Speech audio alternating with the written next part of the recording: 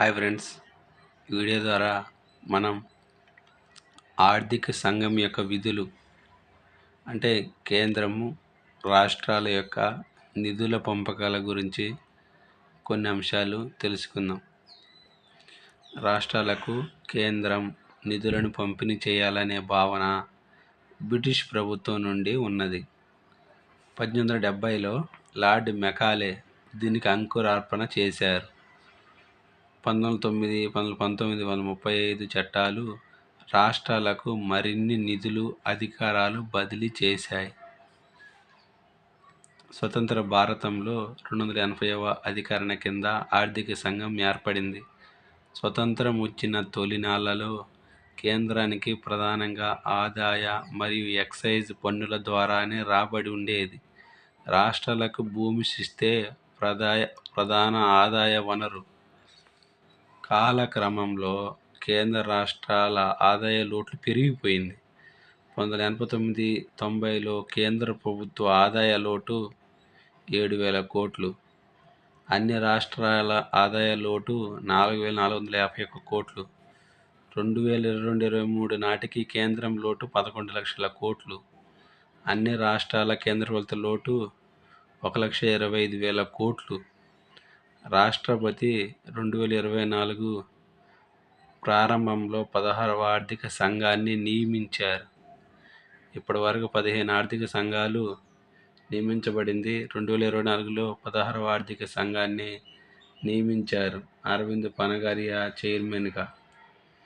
సభ్యులు అజయ్ నారాయణ్ ఝా, శ్రీమతి అన్ని George Matthew, Niranjan Rajyadhyaksha, శ్రీమతి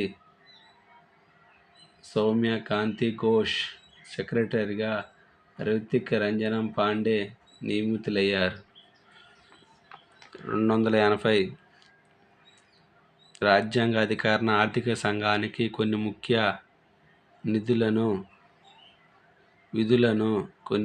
విధులను నిర్దేశించింది. వాటి ప్రకారం నికర పన్నుల ఆదాయాన్నే కేంద్రం రాష్ట్రాల మధ్య పంచాలి. భారత సంచిత నిధి నుంచి రాష్ట్రాలకు గ్రాంట్ ఎయిడ్ను ఆర్థిక సంఘం అందించాలి. ఆర్థిక సంఘం విభాజ్య నిధిలో జమ అయ్యే నికర పన్ను వసూళ్లని కేంద్రం రాష్ట్రాల మధ్య పంపిణీ చేయడానికి అవసరమైన సిఫారసులు చేస్తుంది. పన్నుల ఆదాయాన్ని రాజ్యాంగంలోని 1 మరియు 7 అధ్యాయాల్లో సూచించిన ప్రకారం పంపిణీ చేస్తారు. కేంద్రం రాష్ట్రాలు వివిధ రాష్ట్రాల మధ్య నిధుల పంపిణీకి ఆర్థిక సంఘం సిఫారసు చేస్తుంది. 270-275 రాజ్యాంగ అధికరణలు సాధారణ, ప్రత్యేక గ్రాంట్లు పంపిణీ నిర్దేశిస్తాయి. తలసరి ప్రాతిపదికన రాష్ట్రాలకు ఉమ్మడి నిధులు, ప్రజా సేవలు సమానంగా లభించేలా చూడటం ఆర్థిక సంఘం విధి. భారత సంచిత నిధి నుంచి రాష్ట్రాలకు గ్రాంట్ ఎయిడ్ను ఆర్థిక సంఘం సూచిస్తుంది. పంచాయతీలు, పురపాలక సంస్థలకు నిధులు పంపిణీ కోసం రాష్ట్రాల సంఘటిత నిధులను పరిపుష్టం చేయాలి. ఆర్థిక సంఘం సిఫారసులను కోర్టులో సవాలు చేసే వీలు లేదు. ఆర్థిక సంఘం కార్యాచరణ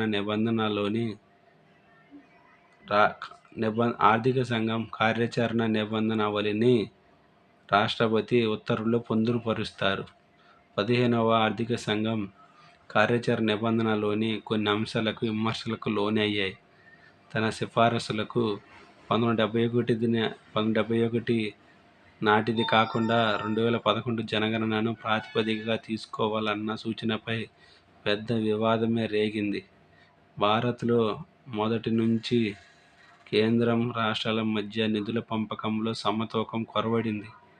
ఆదాయమంతటినీ విభాజ్య నిధిలోకి తీసుకురావడం ద్వారా ఈ అసమతుల్యాన్ని సరిచేయడానికి 11వ ఆర్థిక సంఘం ప్రయత్నించింది. 11వ ఆర్థిక సంఘం విభాజ్య నిధిలో 29.5 నిధులను రాష్ట్రాల వాటాగా నిర్ణయించింది. 11వ ఆర్థిక సంఘం 2000-2005 మధ్యలో 11వ ఆర్థిక సంఘం సూచనలు అమలు చేయబడ్డాయి. ఈ సంఘానికి చైర్మన్ ఏఎం ఖుస్రో. 12వ ఆర్థిక సంఘం 29.5 కాస్త వాటాను 30% మార్చింది. 13వ ఆర్థిక సంఘం దాన్ని 32% చేర్చింది. 14వ ఆర్థిక సంఘం దాన్నే 42%గా చేర్చింది. 13వ ఆర్థిక సంఘం ప్రకారం రాష్ట్ర విస్తీర్ణానికి 10%, జనాభాకు 25% వెయిటేజ్ ఇచ్చింది. 12వ ఆర్థిక సంఘం చైర్మన్ రంగరాజన్ 2000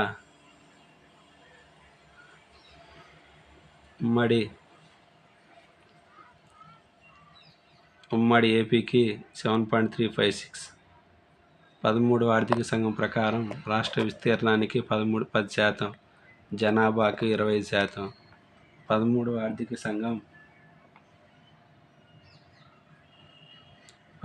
ఆర్థిక సంఘం చైర్మన్ విజయ్ కేల్కర్ 2010 నుంచి 15 కాలానికి పనిచేసింది. 11వ ఆర్థిక సంఘం ఏఎం ఖుస్రో చైర్మన్, కాలం 2000 నుంచి 2005. 12వ ఆర్థిక సంఘం చైర్మన్ రంగరాజన్ 2005 నుంచి 2010 వరకు. 13వ ఆర్థిక సంఘం చైర్మన్ విజయ్ కేల్కర్ 2010 నుంచి 2015 వరకు. 14వ ఆర్థిక సంఘం వేణుగోపాలరెడ్డి వైవి రెడ్డి 2015 నుంచి 20. 15వ ఆర్థిక సంఘం 1 సంవత్సరం తాత్కాలికం, తర్వాత 21 నుంచి 26 వరకు అమలు చేయబడుతూ ఉంది. 15వ ఆర్థిక సంఘం రీసెంట్గానే కమిటీ ఫామ్ చేయడం జరిగింది. Arvind Panagariya chairman, doctor Y V Reddy అధ్యక్షతలోని 14వ ఆర్థిక సంఘం విభాజ్య నిధిలో వాటాను 32% నుంచి 42%కి పెంచింది. 13వ ఆర్థిక సంఘం జనాభాకు 25% కేటాయించింది. 1971 జనగణన ప్రకారం. 14వ ఆర్థిక సంఘం జనాభాకు 17.5% మాత్రమే వెయిటేజ్ ఇచ్చింది. 15వ ఆర్థిక సంఘం రాష్ట్ర జనాభాకు 15% వెయిటేజ్ ఇచ్చి జన నియంత్రణకు 12.5% వెయిటేజ్ ఇచ్చింది. 1971 జనాభా లెక్కలనే తుది ప్రాతిపదికగా తీసుకోవాలని 11వ ఆర్థిక సంఘం మంచి నిర్ణయం తీసుకుంది. 15వ ఆర్థిక సంఘం జనాభా వెయిటేజ్ని 10% నుంచి 15%కి పెంచి 2011 జనన ప్రాతిపదికగా తీసుకోవడం వివాదాస్పదం అయింది. 12వ ఆర్థిక సంఘం దక్షిణాది రాష్ట్రాలకు విభాజ్య నిధిలో 19.78% వాటా ఇవ్వగా 15వ ఆర్థిక సంఘం దాన్ని 15.8% తగ్గించింది. 12వ ఆర్థిక సంఘం ఉమ్మడి ఏపీకి 7.356 ఇవ్వగా 13వ ఆర్థిక సంఘం ఉమ్మడి ఏపీకి 6.937 ఇచ్చింది. 14వ ఆర్థిక సంఘం ప్రస్తుతం ఆంధ్రప్రదేశ్కు 4.305 ఇవ్వగా 15వ ఆర్థిక సంఘం ఏపీకి తాత్కాలికం 4.111, ఫుల్ 15వ ఆర్థిక సంఘం 4.407. ఇది పూర్తి స్థాయి, ఇది తాత్కాలికం. అంటే 2020, 21, 26. సెస్సులు, పన్నులకు తోడు సెస్సుల రూపంలోనూ కేంద్రం ఎక్కువగా ఆదాయం ఆర్జిస్తోంది. సెస్సులు, సర్ఛార్జీలను విభాజ్య నిధిలో కలపకపోవడంతో రాష్ట్రాలకు నష్టం వాటిల్లుతోంది. సెస్ అనేది పర్టికులర్ దేనికైతే వసూలు చేస్తారో దానికి మాత్రం ఖర్చు చేయాలి. సర్ఛార్జీలను కేంద్రం దేనికైనా వాడుకోవచ్చు. సెస్సులు, సర్ఛార్జీలను విభాజ్య నిధిలో కలుపుకోకపోవడంతో రాష్ట్రాలకు నష్టం వాటిల్లుతోంది. 10 ఏళ్ల క్రితం కేంద్ర ప్రభుత్వం మొత్తం పన్ను వసూళ్లలో సెస్సుల ద్వారా సమకూరిన వాటా 18%. 2022-23లో అది 30%కి చేరింది.